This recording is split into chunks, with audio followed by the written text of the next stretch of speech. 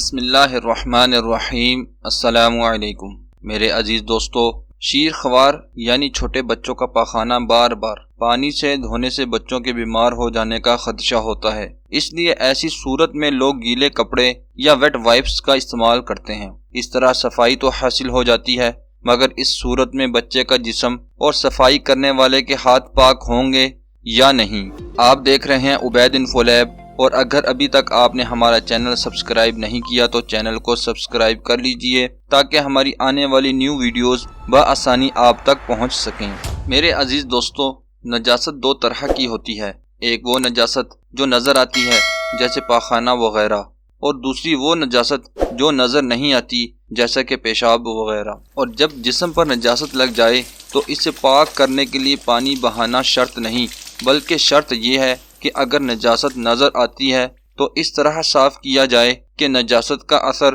یعنی رنگ یا بو ختم ہو جائے، یہاں تک کہ اور دور کرنا مشکل ہو جائے۔ اور اگر نجاست نظر نہ آتی ہو تو شرط یہ ہے کہ جسم کو اس طرح صاف کیا جائے کہ نجاست دور ہو جانے کا مکمل یقین ہو جائے، اس لیے جسم کو پانی سے دھویا جائے یا گیلے کپڑے یا ویٹ وائپ سے، جسم پاک ہو جائے گا اگرچہ ایک قطرہ بھی پانی نہ بہایا جائے۔ میرے عزیز دوستو، مگر یہ خیال رہے کہ جب ایک کپڑا یا وائپس کو ایک بار استعمال کر لیا جائے تو دوبارہ استعمال سے پہلے ان کو پاک کرنا لازمی ہوگا، نہیں تو ہر بار نیا پاک کپڑا یا پاک ویٹ وائپس کو استعمال کیا جائے۔ لہٰذا اگر اس طریقے کے مطابق بچے کا جسم اور اپنے ہاتھ ویٹ وائپس سے صاف کیے جائیں تو پاکی حاصل ہو جائے گی۔ جیسا کہ علامہ شمس الدین علی رحمہ فرماتے ہیں، جسم حقیقی نجاست سے پانی کے علاوہ دوسری بہنے والی چیزوں سے بھی پاک ہو جاتا ہے، جیسا کہ محیط میں ہے کہ حجامہ کی جگہ کو کپڑے کے 3 گیلے پاک ٹکڑوں سے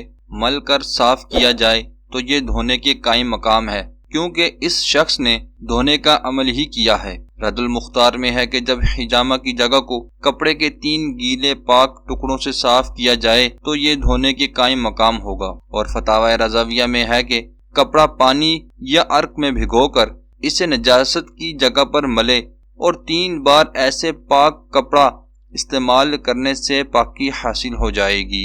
میرے عزیز دوستو، اللہ تبارک و تعالی عز و جل سے دعا ہے کہ وہ ہمیں دین کے صحیح احکام سیکھنے کی توفیق عطا فرمائے، آمین بجاہ النبی الامین صلی اللہ تعالی علیہ وآلہ وسلم۔